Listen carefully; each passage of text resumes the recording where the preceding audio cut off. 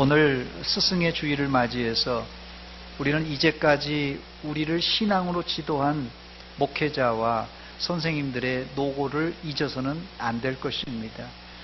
우리 대전 서문교회가 여기까지 부흥 발전한 이유는 의심할 것 없이 조유성 원로 목사님과 더불어서 이 자리에 계시는 원로 장로님, 은퇴 장로님, 시무 장로님들과 더불어서 또 안수 집사님들, 권사님들, 또 교사들이 있었기에 가능했던 일입니다.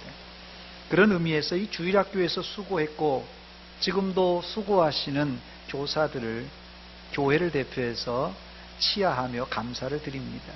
정말 수고를 많이 하셨습니다. 저는 이 정도밖에 할 수 없지만은 천국에 가면은 하나님께서 특별히 이 주일학교에서 수고한 교사들에게 특별한 상급을 주실 줄 믿습니다. 첫 번째로 오늘 본문에서 좋은 선생님을 한 사람 소개하길 원하는데 학사 겸 제사장 에스라입니다. 신약의 이 학사 겸 제사장 에스라는 신약의 이 예수님을 연상케 하는 아주 예수님의 예표가 될 만한 사람입니다. 느헤미야 8장 9절에 에스라는 제사장 겸 학사라고 소개하고 있는데 오늘 본문 1절로 5절까지가 에스라가 제사장이라는 것을 증명해주는 족보가 나옵니다. 1절로 5절은 제가 봉독하지 않았습니다만은 이 1절과 5절이 제사장 족보입니다. 마지막 5절 하반절에 에스라를 이렇게 소개합니다. 대제사장 아론의 16대 손이라 이렇게 에스라를 소개합니다.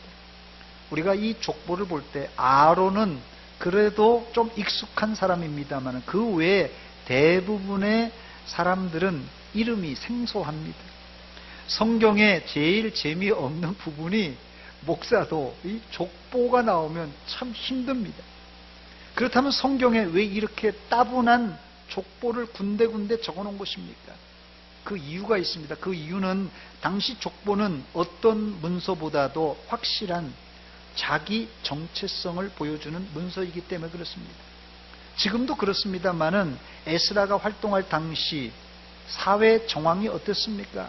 에스라가 활동할 당시 바벨론에서 70년 동안 포로 생활하다가 이스라엘이 1차, 2차, 3차 포로 귀환이 일어나서 예루살렘에 이제 흩어졌던 사람들이 모여들기 시작했습니다. 그렇기 때문에 이 당시 바벨론에서 올라왔던 사람들이 이쪽 저쪽에서 왔기 때문에 상당히 어수선했습니다. 그래서 출처를 알 수 없는 자칭 제사장, 자칭 교사들이 많이 있었습니다. 요즘 같으면 교사 자격증이 있잖아요. 교대를 나오든지 사범대를 나오든지 교사 자격증 1급, 2급 자격증이 있으면 그 라이센스를 보면 교사구나 알 수 있지만 2500년 전에 그런 게 어디 있겠어요. 그러니 자칭 제사장, 자칭 교사들이 많았습니다. 요즘 말하면 사이비 이단들이에요. 그래서 사람들은 이 자칭 교사를 방지하기 위해서 자신의 뿌리를 밝힐 수밖에 없었습니다. 본문의 에스라의 족보는 이스라엘 백성들이라면 누구나 인정하는 아론의 가문이었어요. 물론 이 아론의 계보라고 다 온전한 제사장은 아닙니다. 우리가 잘 알듯이 고라 자손들은 제사장 레이지파였지만 다른 부를 하나님께 드리다가 땅이 갈라져서 온 가족이 몰살당하는 그런 패망한 가정도 있습니다. 또 엘리의 그 두 아들 홈리와 비느하스도 제사장입니다. 그러나 그들이 자기의 사명을 잘 감당하지 못하다가 결국은 비참한 최후를 맞이하고 말았습니다.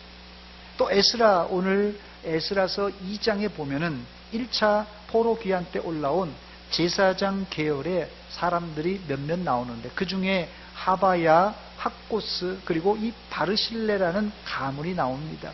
이 세 가문도 이제 바벨론에서 올라왔는데 이 사람들이 자칭 우리가 제사장이다 이렇게 주장했습니다. 그러나 그들의 명단을 제사장 족보에서 찾을 수 없자 사람들은 그들을 부정한 사람이라고 낙인을 찍어서 제사장 업무를 보지 못하게 했습니다.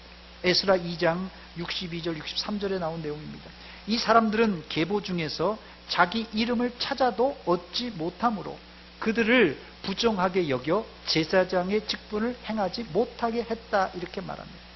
그러므로 스스로 자신이 아무리 내가 제사장이다 이렇게 주장할지라도 반드시 제사장 족보에 이름이 올라 있어야 공인된 제사장으로 인정을 받을 수 있다는 말입니다. 이런 이유 때문에 이스라엘은요, 우리나라도 뭐 아마 여기 집에 다 족보들이 다 있을 거예요. 다 족보들이 있죠.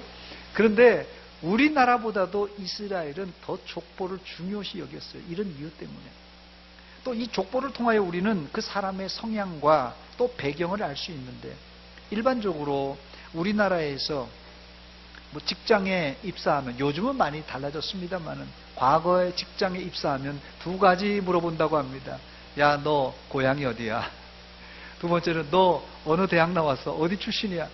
그래서 고향이 어디냐 물어보고 어느 대학 출신이냐 딱 직장에서 물어보면 딱 줄이 딱 갈라진다고 합니다. 이쪽 같은 고향 사람들끼리, 동양 사람들끼리 모여서 이제 이야기를 나누고, 또 대학 따라서 선후배끼리 어울린다고 합니다. 그러나 이 고대 사회에서는 지금처럼 체계화된 학교가 없었기 때문에 어느 학교 출신이냐 보다는 누구 밑에서, 어느 선생님 밑에서 배웠느냐, 이것을 따진다고 합니다. 지금도 정통 유대인들은 학교보다도 어느 랍비 밑에서 배웠는가를 더 중요시 여깁니다. 사실 지금도 우리나라에서도 마찬가지지 않습니까? 이 도제 교육을 하는 이 학과들, 도제 교육을 할 수밖에 없는 과목들, 예를 들어서 예체능 같은 계통의 교육 현장에서는 지금도 어느 학교 나왔냐 보다도 누구 밑에서 배웠느냐가 더 중요한 평가 기준이 된다고 합니다. 예를 들어서 판소리를 뭐 어느 대학 나왔냐 이거보다도 어느 선생님 밑에서 판소리를 배웠느냐, 뭐 성악이나 뭐 기악이나 예술계통 다 마찬가지입니다. 뭐 대학보다도 어느 선생님 밑에서 내가 사사를 받았느냐, 이게 중요한 문제예요. 영적인 문제도 마찬가지입니다. 뭐 저도 신학교를 나왔습니다만은 어느 신학교에서 공부하는 것도 중요합니다. 뭐 보수적인 신학교, 개방적인 신학교가 있기 때문에요. 그러나 더 뿌리를 찾아가다 보면 어느 교회, 어느 목사님 밑에서 배웠느냐가 이 목회자의 색깔도 좌우한다는 것이에요. 저도 이제 목회 경력이 있어서 제 나름대로 목회를 하는 것 같지만은, 설교할 때는 제가 어릴 적에 중학교, 고등학교 시절에 저희는 중등부, 고등부 때도 저희 프로그램 중에 설교 대회가 있었습니다. 중학생들, 고등학생들에게 설교를 한번 할 수 있는 그런 대회를 해서 제가 그래봬도 입상을 했던 사람입니다. 그래서 설교할 때는 중학교, 고등학교 때 저를 지도했던 목사님 그 스타일을 조금 이렇게 묻어나오고요. 또 제가 신방할 때는 청년 시절에 저를 지도했던 이 목사님의 스타일이 여실히 드러납니다. 그래서 우리나라 속담에 띄어야 벼룩이라는 말이 있지 않습니까? 저라고 사람이, 제가 뭐 하늘에서 뚝 떨어진 사람이 아니라 모교회를 거쳐서 목사님들에게 지도받고, 또 이제 신학교 들어가서는 또 교육전도사로 또 이 교회, 또 부목사로 저 교회 이렇게 다니면서 배운 결과 오늘날 제가 된 것입니다. 저는 그래서 이 설교를 준비하면서 여러 가지 묵상하면서 과거 저를 지도했던 목사님들을 쭉 되돌아보면서 지난 15일 스승의 날에 우리 조유성 원로 목사님이 생각나서 특별히 꽃바구니를 하나 보내드렸습니다. 오늘 스승의 주일을 맞이해서 우리가 하나님을 믿는 것도 중요하지만 내가 누구의 신앙 지도를 받고 이렇게 내가 장로로, 집사로, 권사로 또 성도가 되었는가를 생각하는 시간이 되시고, 또 나를 믿음의 길로 인도하신 목회자, 교사들에게 감사하는 성도들이 되시기를 바랍니다. 학생들은 좋은 선생님을 만나는 것이 복이고, 성도들은 좋은 목회자를 만나는 것이 가장 큰 복입니다. 앞서 이 에스라가 제사장 가문이라고 말씀드렸는데, 뭐 제사장도 우리와 똑같은 사람인데 제사장 가문이라고 뭐 특별한 것이 있겠는가 이렇게 생각할지 모르겠는데요. 물론 지금은 제사장들이 제사를 드리지 않습니다. 왜냐하면 예루살렘 성전이 무너진 이후 약 2000년 동안 이스라엘은 나라를 잃고 세계 각처에 뿔뿔이 흩어져서 살다가 1948년 이스라엘이 이제 나라로 독립하게 될 때 세계 각처에서 사람들이 몰려와서 지금까지도 성전 제사를 드리지 못합니다. 그런데 더 큰 이유가 있는데요. 과거 성전이 있던 자리에 바위돔 사원이라는 돔 오브 더 락이라는 그 바위 위에다가 사원을 지었다고 해서 이런 이름이 기록되어 있는데 이게 이 유대 사원이 아니라 이슬람 사원입니다. 이 이슬람 사원이 황금돔의 사원, 아마 사진에 다 보셨을 거예요. 그 황금돔 사원이 있기 때문에 제사를 드리려고 해도 제사를 드릴 수 없는 형편입니다. 그래서 유대인들은 성전 제사 대신 제2 성전 기간부터 회당 예배로 대체해서 지금까지 오고 있습니다. 그러나 지금도 제사장 가문이 필요한 이유가 있는데 제사장의 업무는 제사를 집례하는 것 외에 중요한 일 하나가 더 있는데 바로 그것이 율법을 가르치는 일입니다. 그런 이유 때문에 제사장 가문의 자녀들은 일반 유대인 가문의 율법 교육보다도 가정 교육이 아주 엄격합니다. 지금도 이스라엘의 전통을 중요시 여기는 이 보수 유대인들이 이스라엘의 약 15% 된다고 그래요. 100명이라면 한 15명, 한 20명 정도가 정통 유대인들입니다. 그들은 그냥 새카만 모자 쓰고 다니고 까만 옷 입고 다니고 여기에다가 말씀 붙이고 다니는 아주 정통 유대인들입니다. 이들은 자녀 교육도 아주 엄격한 쉐마 교육을 시키는데 자녀들이 13세가 되기 전까지 아버지는 이 자녀들에게 모세오경이란 뭡니까? 창세기, 출애굽기, 레위기, 민수기, 신명기 이 5권을 히브리어로 다 암송하게 만든다고 합니다.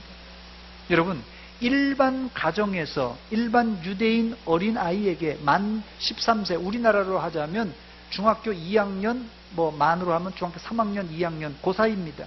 중학교 2학년, 3학년 사이의 아이에게 모세오경을 일반 가정에서 암송시킨다면 제사장의 자녀는 어느 정도 해야 되겠습니까?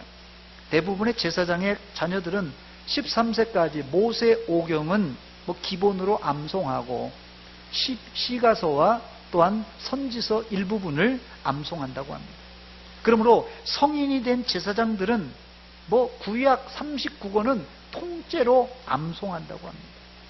제사장들은 거기서 끝나지 않고 구약 성경 전체 해석과 주석인 미드라시라는 그 책을 달달달달 암송하는 성경 박사들입니다. 이제 이 아론의 족보라는 제사장이라는 의미가 어떤 의미인지 여러분 아시겠습니까? 그렇습니다.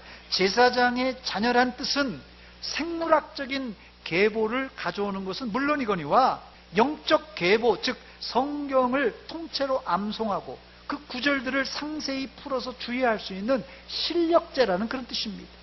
이제 우리가 이 에스라의 족보와 학사 겸 제사장이란 말이 어떤 의미를 가졌는지 여러분 그 진가를 알겠습니다. 두 번째, 학사 겸 제사장 에스라는 바벨론으로부터 올라왔습니다. 본문 6절 말씀입니다. 이 에스라가 바벨론에서 올라왔으니, 바벨론에서 올라왔다는 뜻은 무슨 말입니까? 바벨론 포로 생활을 마치고 해방되어서 고국으로 돌아왔다는 그런 뜻입니다. 이 포로 기환이 바로 제2차 포로 기환입니다. 1차는 이미 수룹바벨에 의해서 일어나 이 1차 포로 귀환자들이 제일 먼저 예루살렘 성전을 건축합니다.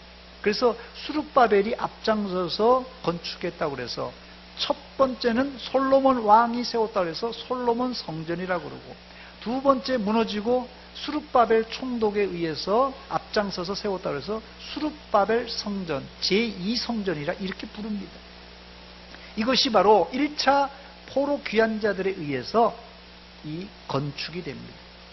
그렇다면 이 에스라가 주도한 2차 귀환은 언제 일어납니까? 본문 7절, 8절에 일정이 나오는데요. 아닥사스다 왕 제7년에 이스라엘 자손과 이 제사장들과 레위 사람들과 노래하는 자들과 문지기들과 르디딤 사람들 중에 몇 사람이 예루살렘으로 올라올 때 이 에스라가 올라왔으니 왕의 제7년 5째 달이라 이랬어요.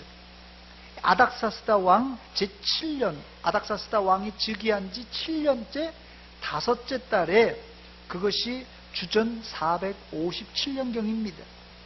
에스라 일행은 제사장, 레위인, 그리고 성전에서 일하는 느디딤 사람들을 합치면은 남자만 1750명이 올라왔는데 여자와 노인, 어린아이를 합치면은 5000명은 좋게 넘었을 것입니다. 이들이 바벨론을 떠나서 예루살렘까지 오는데 얼마나 걸렸습니까? 본문 9절에 보니까 첫째 달 초하루에 바벨론에서 길을 떠났고 하나님의 선한 손에 도우심을 입어 5째 달 초하루에 예루살렘에 이르니라. 여러분, 첫째 달 1월 1일, 첫째 달 초하루니까 1월 1일에 출발해서 도착은 5째 달 초하루 5월 1일에 도착했습니다. 만 4개월이 걸린 것입니다. 바벨론에서 예루살렘까지 지금도 먼 거리이고 길도 잘 나지 않았기 때문에 험한데, 당시 2500년 전에 광야와 사막을 건너와야 되기 때문에 이 바벨론에서 예루살렘까지 오는 데는 상당히 힘들었습니다. 4개월이었지만 상당히 힘든 일정이었어요.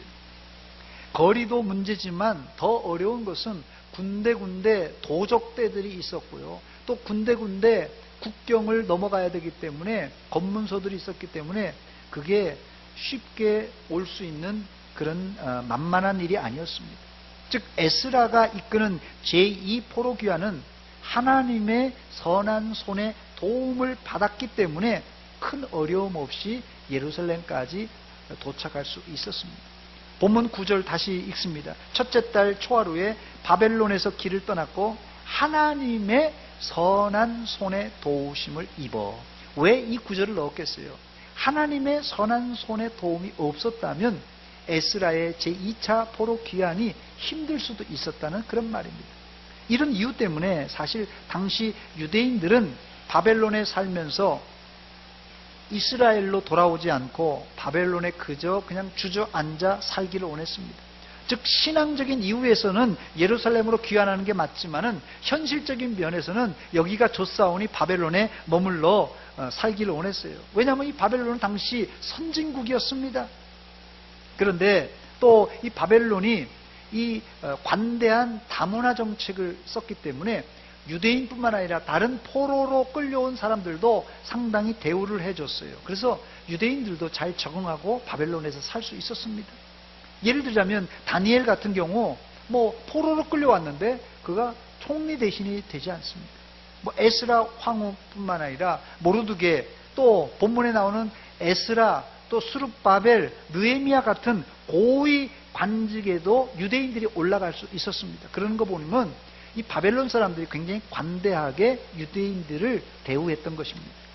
정들면 고향이란 말처럼 이들은 예루살렘 생각은 전혀 하지 않고 당시 선진국이었던 바벨론에서 나름 행복하게 살았습니다. 그러나 에스라는 어떻게 했다고요? 이런 모든 기득권을 포기하고, 사실 에스라도 고위 관직에 있었어요. 이런 고위 관직도 포기하고 예루살렘으로 귀환했습니다. 그렇습니다. 에스라가 이스라엘의 제사장과 좋은 율법 교사로 세워지는 데는 상당히 큰 고충과 희생이 뒤따랐다는 말입니다. 세 번째, 이 에스라는 이상적인 좋은 선생님이었어요. 아까도 말씀드렸듯이 에스라는 신약에 오실 예수님의 예표입니다. 좋은 선생님의 예표예요. 그 이유를 우리는 본문 10절을 읽어보면 잘 알 수 있는데, 그가 이상적인 좋은 선생님이라는 뜻은 오늘 여기 10절을 읽어보면 3단계로 잘 짜여진 내공이 있었던 사람입니다. 본문 10절을 우리 한 목소리를 같이 읽어보겠습니다. 시작. 에스라가 여호와의 율법을 연구하여 준행하며 율례와 규례를 이스라엘에게 가르치기로 결심하였었더라. 아멘. 에스라가 이상적인 학사 겸 제사장인 이유는 첫 번째, 여호와의 율법을 연구했던 사람입니다. 아까도 말씀드렸듯이 에스라는 바벨론에 살고 있었지만 제사장 족보를 가지고 있었기 때문에 그는 제사장의 품위와 제사장의 실력을 겸비한 사람입니다. 사실 아버지가 제사장이면 제사장은 구약에는 세습되기 때문에 아들은 뭐 아무것도 안 해도 자동 세습돼서 제사장이 되는 것입니다. 그러나 에스라는 생물학적인 세습으로 제사장이 됐기도 했지만 그거보다도 자신이 여호와의 율법을 연구한 실력 있는 제사장이었습니다. 그래서 그를 학사 겸 제사장이란 말을 붙였어요. 일반적으로는 제사장은 제사장이라고 해요. 제사장 누구 이렇게 쓰는데 특별히 에스라만 학사 겸 제사장이라는 이름을 붙인 이유가 여기 있는 것입니다. 두 번째, 에스라가 이상적인 학사 겸 제사장인 이유는 준행하며서라는 단어 때문이에요. 준행하며. 이 준행하며라는 말은 에스라가 여호와의 율법을 연구한 것으로 끝나지 않고 먼저 자신이 그 율법을 철저히 지키고 나서 준행하며 그런 뜻이에요. 그리고 이제 가르쳤던 것이에요. 지금도 제 귀에 신학교 다닐 때 설교학 시간에 들었던 교수님의 한마디가 아직도 제 귀에 쟁쟁한데, 네가 설교한 대로 살라. 네가 목사가 되든 전도사든 네가 설교한 대로 살아라. 이 말이 아직도 제 귀에 쟁쟁합니다. 목사도 교인들에게 이렇게 하라 저렇게 하라 설교하고 가르치지만 정작 자신은 행하지 않는다면 현대판 바리새인이 아니고 또 뭐겠습니까? 예수님이 가장 싫어했던 것이 뭡니까? 외식하는 거예요. 외식하는 거. 서기관들과 바리새인들이 겉보기에는 너무나도 바른 생활을 했습니다. 그러나 그 속은 냄새나는 송장과 같은 회칠한 무덤이라고 예수님께서 책망하셨어요. 또 마태복음 23장에 보니까 그들은 아주 성경에 박식했기 때문에 모세의 자리에 앉아서 가르쳤던 자라고 이렇게 말합니다. 모세의 자리에 앉았다는 말은 모세의 권위, 모세의 율법을 가르칠 자격이 있다는 그런 뜻이에요. 그래서 실력도 있었기 때문에 그들은 모세의 자리에 앉아가지고 성도들에게 이거 하십시오, 저거 하십시오 이렇게 말했지만 정작 그들은 여기 예수님께서 뭐라 그러냐면요, 한 손가락도 움직이기를 싫어했다고 그랬어요. 성도들한테는 이거 해라 저거 해라 기도해라 뭐라 해라 다 해놓고 자기는 한 손가락도 움직이지 않는 외식하는 자였다는 것이에요. 그런데 에스라는 어땠습니까? 자신이 말씀을 연구한 대로 자신이 먼저 실천에 옮겨서 준행했던 그런 선생님이었어요. 그리고 세 번째, 에스라가 이상적인 학사 겸 제사장인 이유는 에스라는 여호와의 율법을 가르치기로 결심한 사람입니다. 본문 10절입니다. 에스라가 여호와의 율법을 연구하여 준행하며 율례와 규례를 이스라엘에게 가르치기로 결심하였었더라. 여기 가르치기로 결심하였다는 말은 자신이 율법을 연구하고 그것을 실천한 후에 다른 사람도 여호와의 율법대로 살라고 가르치기로 작정했다는 말입니다. 그렇다면 이 에스라가 왜 이런 결심을 한 것입니까? 아까도 제가 이 에스라가 올라왔던 2차 포로 기간 이야기를 제가 잠깐 말씀드렸습니다만은 에스라가 바벨론에서 예루살렘에 올라와 보니까 아주 예루살렘이 엉망이에요. 문제는 이 바벨론 포로 생활을 최소 70년 이상 100년을 하고 이 예루살렘에 올라와서 보니까 여기가 예루살렘인지 바벨론인지 통 분간이 안 가는 거예요. 바벨론에서 했던 행태, 문화, 바벨론에서 우상 숭배했던 그런 우상들, 여기 예루살렘이 바벨론인지 예루살렘인지 알 수가 없는 지경이에요. 그래서 이스라엘 유대인들의 신앙의 근본이 흔들리는 것을 보았던 것이에요. 이대로 가다가는 이스라엘이 또 망하겠구나. 여러분, 이스라엘이 왜 망한 것입니까? 솔로몬 성전이 왜 회파가 된 것입니까? 하나님의 말씀을 거역하다가 우상 숭배하다가 음란하다가 이스라엘이 망한 것이에요. 포로 귀환하면 뭐합니까? 또 하나님을 거역하고 죄짓는데 우상 숭배하는데, 그래서 이대로 두었다가는 이스라엘이 또 망하겠구나 생각하고는 이스라엘이 살 길은 하나님의 말씀을 잘 준행하고 지키는 일밖에 없다고 생각해서 그가 단단한 마음을 먹고 율법을 가르치기로 작정했던 것입니다. 결국 수문앞 광장의 대대적인 부흥운동은 바로 에스라가 먼저 자신의 율법을 연구했고 또 자신이 스스로 먼저 준행했고 그리고 율법을 가르치는 바로 이 작은 불씨가 말씀을 전했을 때 폭발적으로 백성들이 회개하는 놀라운 부흥의 역사가 일어났던 것입니다. 여기 가르치다라는 단어는 히브리어로 이 라마드라는 단어인데요. 이 라마드 단어가 재미있는 단어입니다. 이 뜻은 뾰족한 것으로 새겨둔다, 뾰족한 것으로 새겨둔다, 이런 뜻인데요. 아무리 단단한 바위라도 뾰족한 정으로 쪼개어내면 글자가 새겨지는 법입니다. 마찬가지로 에스라는 이스라엘의 강팍한 마음에 하나님의 율법을 새겨 넣는, 즉 율법을 가르침으로 이스라엘이 다시 한번 대대적인 부흥이 일어나게 했던 것입니다. 그래서 우리 생각에 하나님의 말씀을 새겨야 됩니다. 우리 마음에 하나님의 말씀을 새겨야 돼요. 어떤 사람들 얘기 들어보면, 아유 목사님 이쪽으로 듣고 나갈 때는 저쪽으로 다 나갔습니다. 아무것도 모르겠어요. 이런 분 보면 진짜 목사가 답답합니다. 폭폭해요. 저를 한번 따라서 하시기 바랍니다. 우리 생각에 하나님의 말씀을 새깁시다. 우리 마음에 하나님의 말씀을 새깁시다.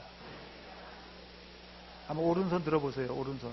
우리 생각에 하나님의 말씀을 새깁시다. 우리 마음에 하나님의 말씀을 새깁시다. 근데 이게 쉽지가 않습니다. 아까 말씀드렸듯이 쉽지 않지만 바위에도 이 글자가 새겨지는 법입니다. 뾰족한 것으로, 단단한 것으로 계속 파내면 새겨지는 법입니다. 우리 마음이 강팍하고 단단할지라도 성령의 정으로 쪼을 때 말씀이 우리 속에 새겨지고 우리 생각에 새겨지고 우리의 생활에 새겨지는 법입니다. 이 시간 설교 들을 때 여러분 마음판에 하나님의 말씀이 잘 새겨지시기를 축원합니다. 특이한 것은 이 가르치다라는 이 라마다라는 동사가 이 가르치다 혹은 배우다라는 뜻을 동시에 가지고 있어요. 상반되는 이 뜻인데 가르치는 거하고 배우는 거는 완전 다른 건데, 요 라마다라는 뜻이 선생님이 라마다 하면은 가르치는 거고 학생이 라마다 하면 배우는 그런 뜻으로 바뀝니다. 이게 히브리어의 특징 중에 하나입니다. 중국의 예기 학기편에 보면은 교학상장이라는 그런 고사성어가 나오는데, 교학상장, 이게 무슨 말이냐면요, 가르치고 배우는 가운데 서로 성장해 간다, 이런 뜻입니다. 즉 히브리어 동사 라마드는 이 한문의 교학상장의 정신을 잘 담고 있습니다. 저도 목사지만 설교를 통하여서 여러분들의 가르칠 때, 설교할 때 사실 제가 제일 많이 배웁니다. 제가 제일 많이 배워요. 가르치는 자가 잘 배우고 또 배움을 받는 자들이 잘 배울 때 그 공동체에는 희망이 있고 발전이 있습니다. 그런데 한쪽에서는 열심히 가르쳐도 배우는 것을 등한시하고 관심이 없으면 이게 기울어져서 이게 배움이 잘 일어나질 않습니다. 그러므로 제가 설교를 통하여 가르칠 때 여러분들은 그 말씀을 마음판에 새겨 넣음으로 여러분 안에 말씀이 살아 운동력 있는 생명의 말씀이 되시기를 주의 이름으로 축원합니다. 이제 말씀을 마칩니다. 오늘 스승의 주일을 맞이해서 우리 교회의 부흥의 출발점을 저는 이 말씀을 묵상하면서 가르치다라는 라마드라는 단어에서 시작했으면 좋겠다, 이런 생각이 들었어요. 라마드란 말이 가르치다는 말과 배우다는 말이 동시에 담고 있는 단어라고 그랬어요. 먼저는 목사와 장로님들이 앞장서고 구역장 교사들이 에스라처럼 먼저 하나님의 말씀을 철저히 연구하고 배울 뿐 아니라 그 말씀대로 준행하여 지키고, 그리고 나서 성도들과 구역 식구들이 그리고 주일학생들이 잘 배워서 마음판에 하나님의 말씀을 새겨 넣는다면 지금도 에스라 시대의 수문학 광장의 대대적인 회개운동과 부흥운동이 우리 교회 안에서도 우리 주일학교 안에서도 일어날 줄 확신합니다. 이 일은 절대 원웨이 일방통행으로 가르쳐서는 안 됩니다. 반드시 쌍방통행, 즉 가르치는 자는 열심히 가르치고 배우는 자는 그 말씀을 마음에 계속 새겨넣는 자세로 배울 때, 그때 바로 이 부흥이 일어난다는 것입니다. 성경 말씀이 어렵다고 하는 사람들이 있어요. 종종 그런 얘기를 하십니다. 성경 말씀이 어렵고 목사님 설교가 어렵다 이렇게 얘기하는 사람이 있어요. 저는 이 말씀을 묵상하면서 2500년 전을 생각해 보았어요. 에스라 당시 2500년 전에 수문학 광장에서 이제 모여있는 사람들에게 에스라가 그냥 기록된 말씀을 읽어주었다고 말하고 있습니다. 읽어주었을 때 그때 어떤 역사가 일어났습니까? 알아들을 만한 어린 아이를 포함한 알아들을 만한 사람들이 그거 말씀을 듣고 은혜 받고 펑펑 울면서 놀라운 회개의 역사, 부흥의 역사가 일어났다고 성경은 기록하고 있습니다. 2500년 전 사람들, 여러분 신라 고구려 백제보다도 더 전입니다. 고조선이에요. 우리나라 역사로는. 고조선에 있던 사람들이 에스라가 성경 말씀을 읽어줄 때 은혜를 받고 깨닫고 눈물을 흘렸어요. 2500년이 지난 지금 교육이, 과학이, 의학이 얼마나 발달되었어요. 2500년 전에 배웠으면 얼마나 배웠겠어요. 지금 여러분들 2500년 전 사람들이 오면은 여러분 다 박사들입니다.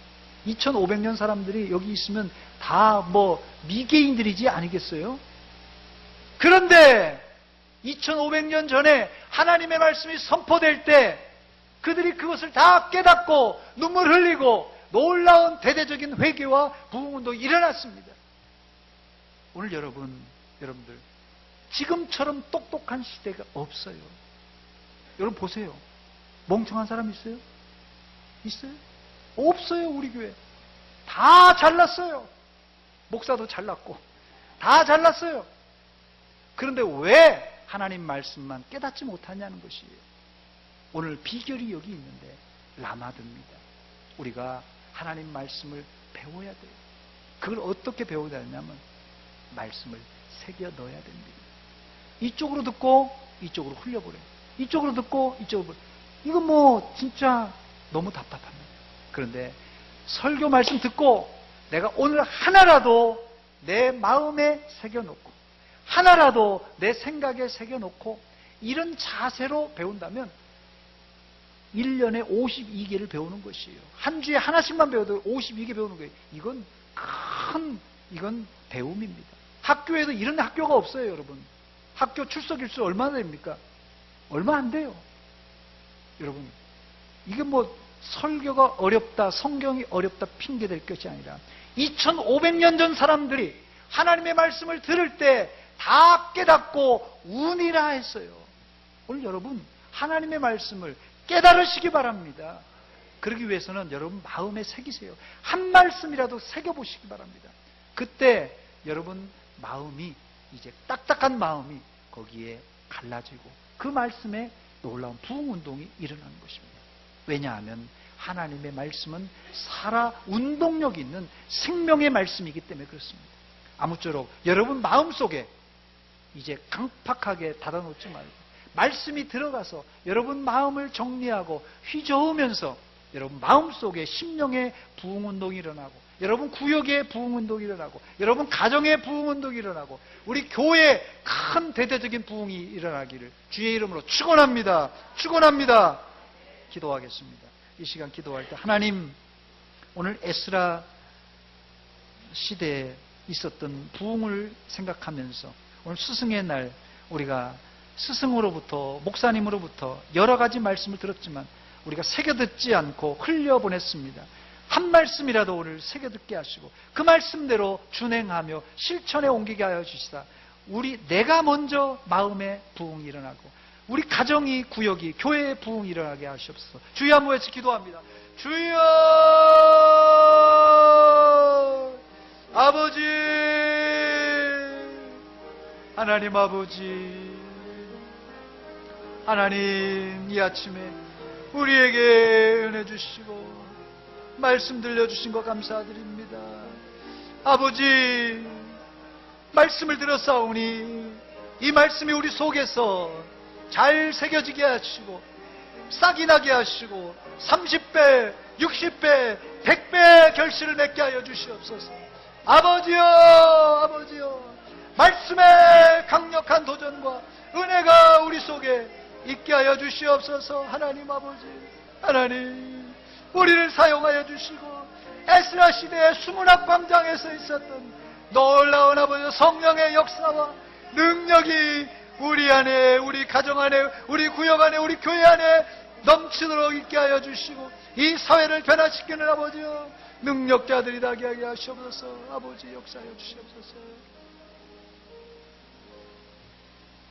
하나님 아버지, 오늘 스승의 주일을 맞이해서 우리가 지나간 일정 동안 수많은 설교를 듣고 수많은 가르침을 받았지만 우리 안에 과연 마음속에 새겨진 말씀이 얼마나 남아 있습니까? 하나님, 말씀 듣는 자로서 우리가 자세가 잘못되어 있다면 이 시간 이후부터 우리가 자세를 고치고 한 말씀이라도 우리 마음의 생각에 새겨서 그 말씀이 우리 생활을 역동적으로 만들게 하시고 우리 생활을, 우리 생각을, 인생을 바꿔나갈 수 있도록 주여 도와 주시옵소서. 우리 온 교회가 하나님 말씀을 새김으로 말미암아 회개 운동, 말씀의 운동이 일어나게 하여 주시옵소서. 예수님의 이름으로 기도하옵나이다. 아멘.